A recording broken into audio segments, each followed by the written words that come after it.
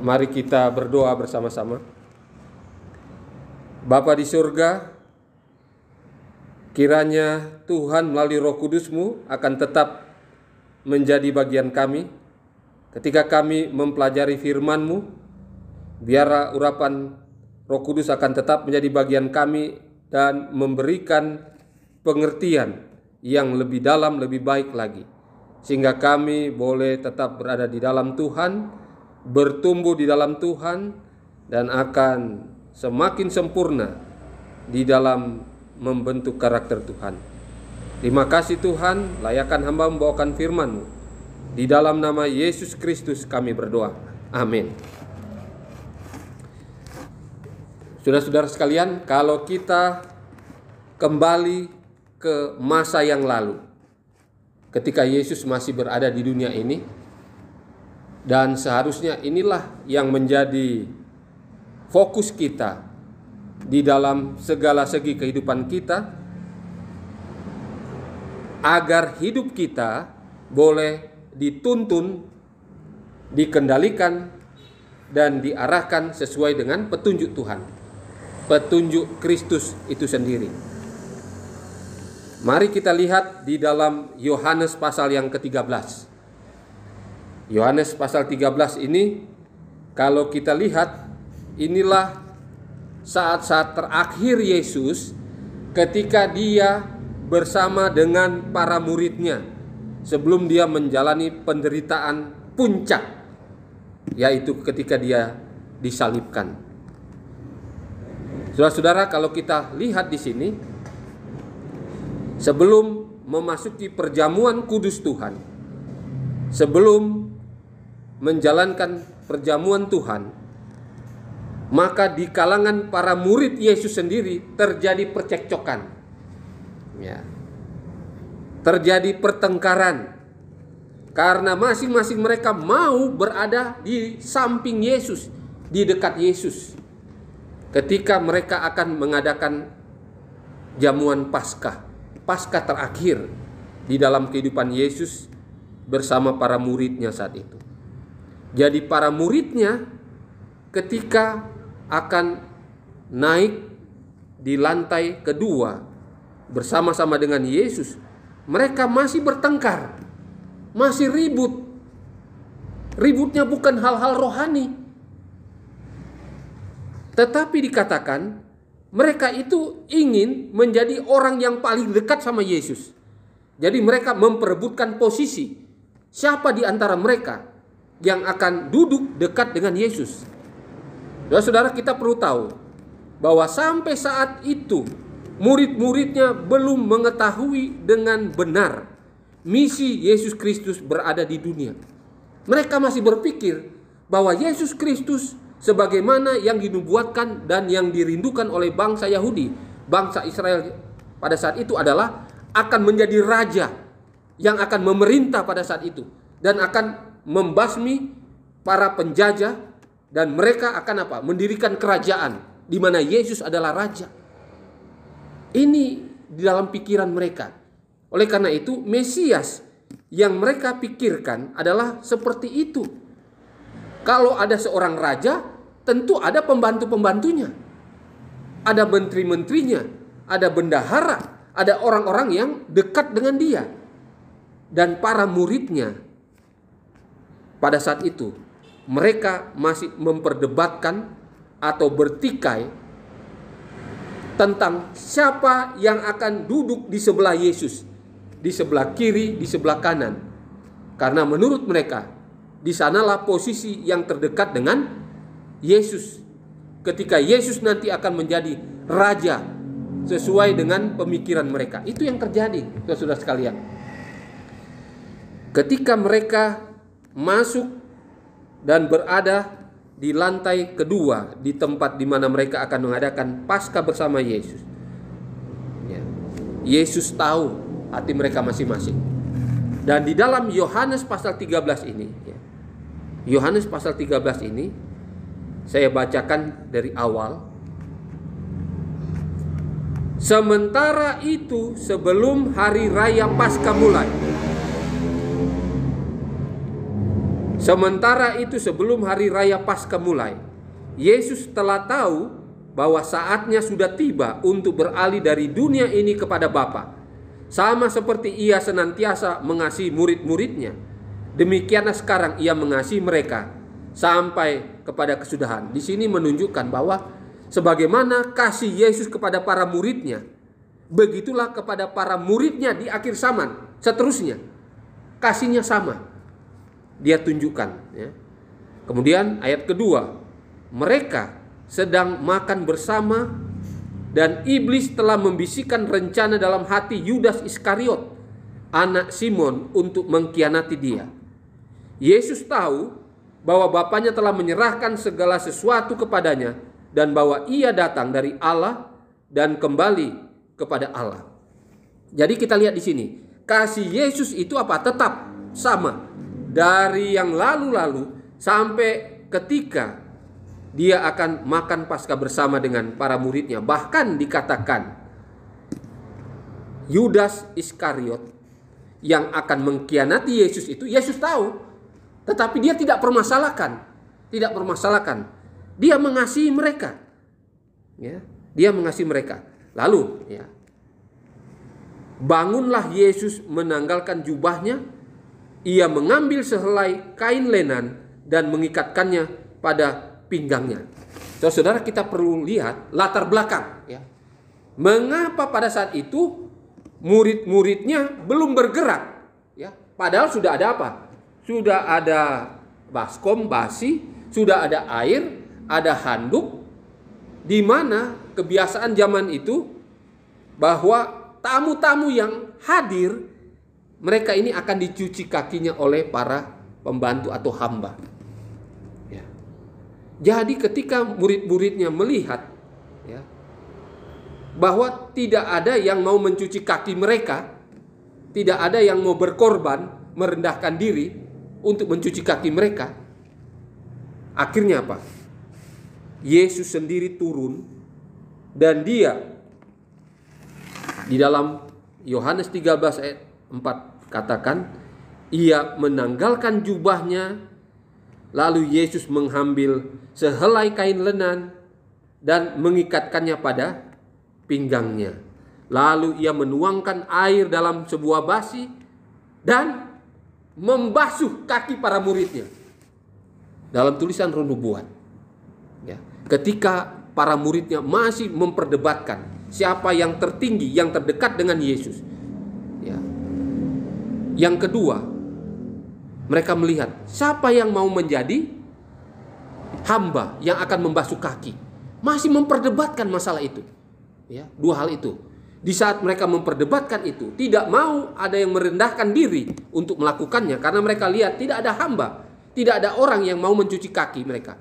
Di mana kebiasaan pada saat itu kalau tamu-tamu datang di satu rumah, biasanya ada hamba yang mencuci kaki mereka karena debu-debu yang melekat di kaki mereka. Itu kebiasaan zaman dulu. Tetapi pada saat itu nggak ada hamba, sehingga apa? Mereka saling berdebat. Bahkan mereka berusaha kalau bisa mereka tidak melakukan seperti seorang hamba. Pada saat itu Yesus menanggalkan jubahnya, mengambil sehelai lenan. Itu diperhatikan para murid. Kok guru kami, kok Yesus itu yang adalah panutan mereka, pimpinan mereka, kok dia yang turun? Jadi para murid udah curiga. Jangan-jangan Yesus ini akan membasuh kaki yang seharusnya mereka lah yang lebih rendah. Atau kalau ada pembantu-pembantu hamba yang lain, ya mereka perhatikan. Dan tulisan Roh Nubuat mengatakan, ketika mereka melihat Yesus yang mulai membuka jubahnya, lalu mengikat dengan kain lenan dan juga ada handuk, lalu dia mulai mengambil basi yang ada airnya, disitulah mereka apa? Terpukul. Di mana mereka berusaha untuk meninggikan diri, menolak menjadi hamba sementara waktu untuk mencuci kaki.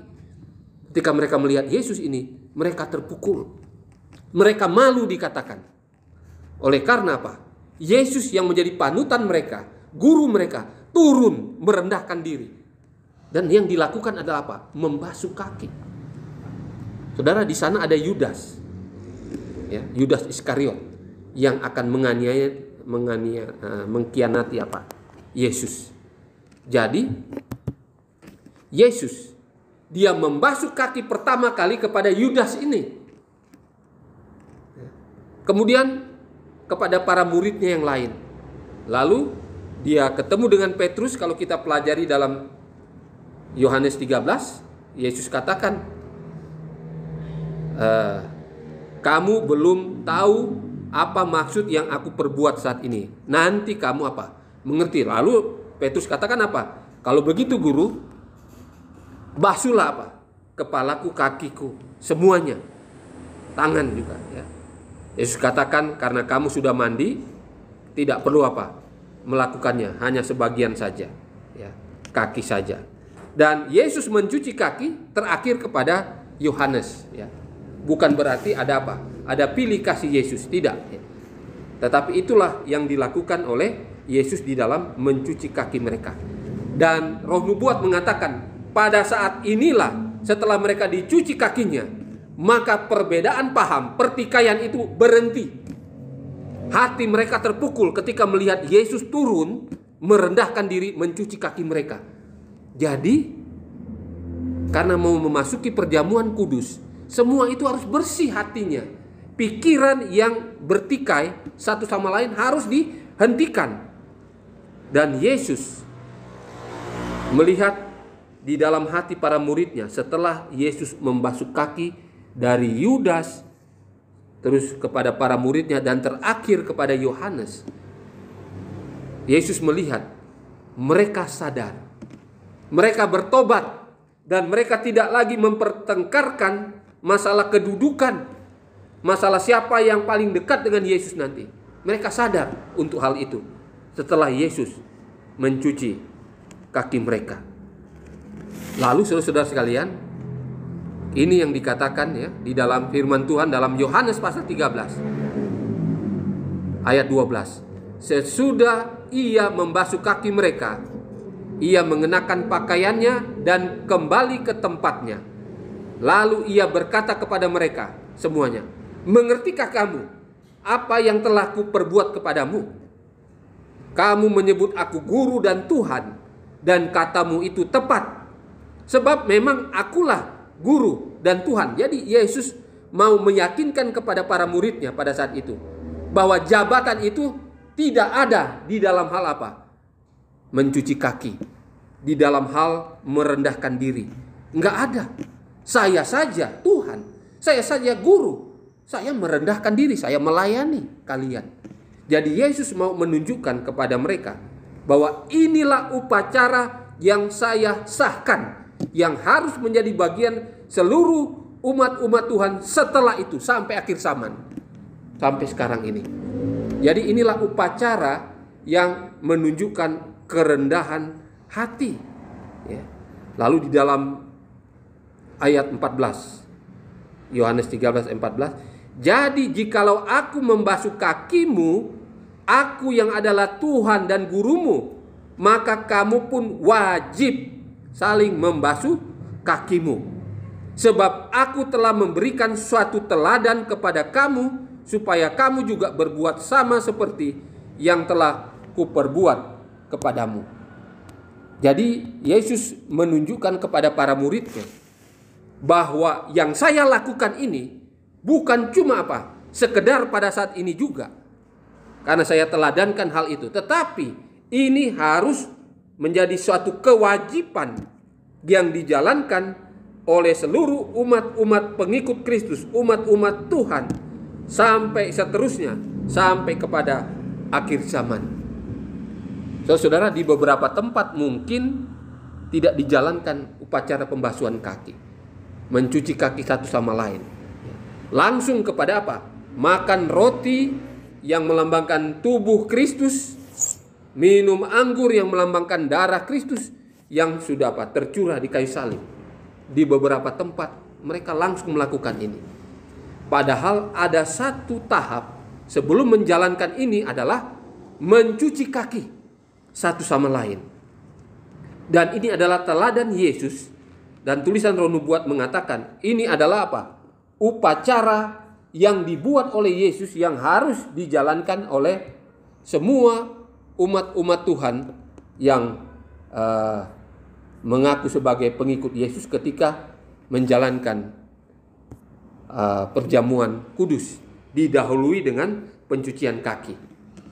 Saudara-saudara sekalian, mencuci kaki ini kita boleh jalankan itu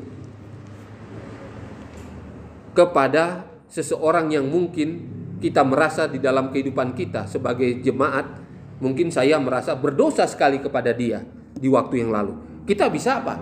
Cari pasangan seperti itu. Kemudian yang berikutnya, pasangan kita boleh jadi itu apa? Suami istri. Karena apa?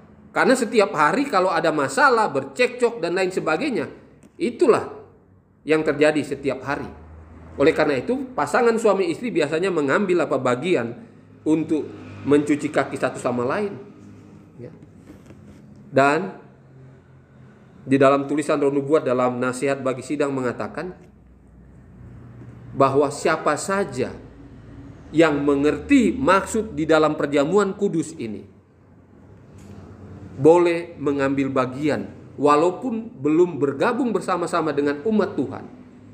Tetapi mereka mengerti maksudnya, mereka boleh ambil bagian. Tidak dilarang. Nah, saudara-saudara sekalian, sebagaimana yang terjadi di zaman Yesus dengan murid-muridnya pada saat itu, orang-orang yang mengambil bagian seharusnya apa? Menyelesaikan masalah dulu. Tulisan Nubuat sekali lagi menyatakan, ya, kita perlu menyelesaikan masalah satu sama lain. Di dalam hati kita ada rasa plong, sudah bebas dari masalah, kita sudah saling memaafkan sebelumnya, sehingga pada saat kita memasuki perjamuan kudus itu, kita akan menerima berkat yang besar yang datangnya dari Tuhan.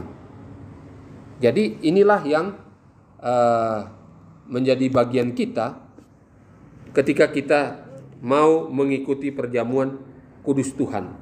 Jadi mencuci kaki satu sama lain bukan menunjukkan kita ini adalah orang yang berdosa. Semua kita adalah orang berdosa. Tetapi ketika Yesus mengajarkan bahwa kita perlu merendahkan hati agar kita boleh melayani sesama, maka itu seharusnya menjadi satu bagian di dalam mengikuti perjamuan kudus Tuhan sebelumnya. Dan itu harus kita lakukan selalu di dalam setiap kita menjalankan perjamuan kudus Tuhan. Di dalam kutipan Roh Nubuat ada banyak hal yang berhubungan dengan pembasuhan kaki dan juga di dalam perjamuan kudus. Tapi saya bacakan di dalam Kerinduan Skala Zaman jilid 2 halaman 287 paragraf yang kedua. Sebagaimana halnya dengan Petrus dan saudara-saudaranya, kita juga sudah dibasuh dalam darah Kristus. Namun sering oleh hubungan dengan kejahatan, kesucian hati dinajiskan.